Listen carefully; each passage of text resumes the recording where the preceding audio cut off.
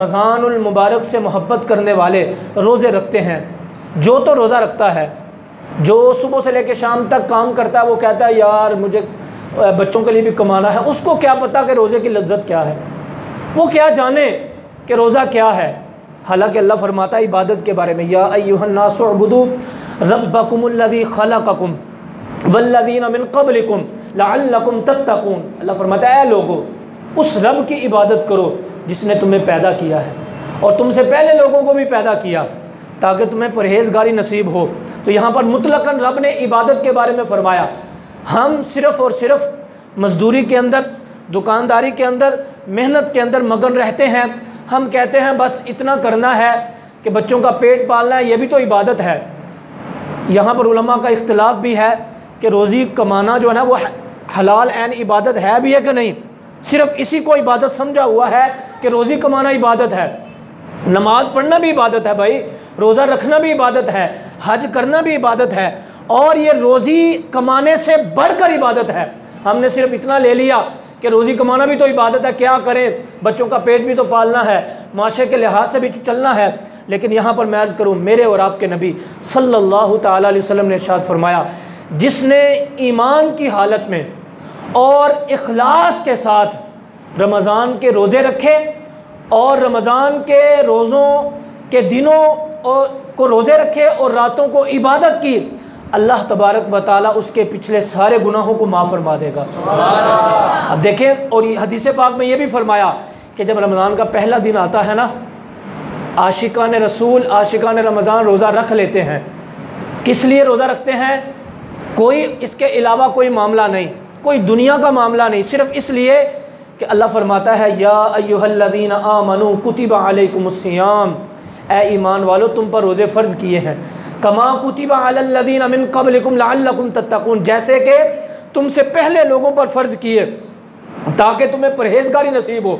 वो सिर्फ उसका मकसद ये होता है कि मेरे रब ने ये हुक्म दिया, वो पहले दिन का रोज़ा रख लेता है, अभी वो रोज़ा रखता है। मेरे और आपके नबी ने फरमाया, रोज़ा रख कर अभी मस्जिद की तरफ नहीं जाता, नमाज फजर की तरफ नहीं जाता, सिर्फ ये इरादा कर लेता है, मेरे रब ने हुक्म दिया, आज मैंने पहले रोज़े की सहरी की, अल्लाह उसी वक्त उसके सारे गुनाहों को माफ़ फरमा देता है।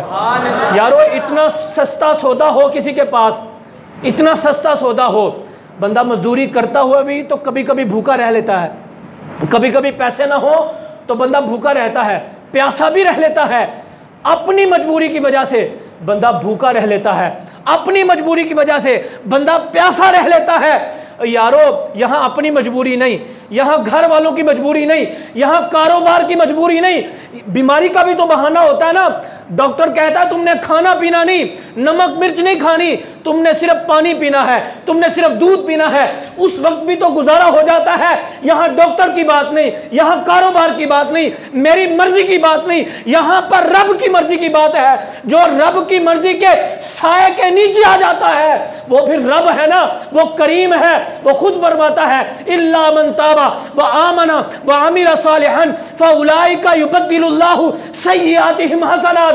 जो बंदा तौबा कर लेता है, पक्का मोमिन बन जाता है, मैं उसके पिछले सारे गुनाहों को नेकियों में तब्दील कर देता हूँ। यारो, सौदा इतना सस्ता हो फिर भी बंदा कबूल ना करे तो फिर हुजूर ने खुद इरशाद फरमाया ना, रमज़ान का महीना जो पाले फिर उसका हक अदा ना करे।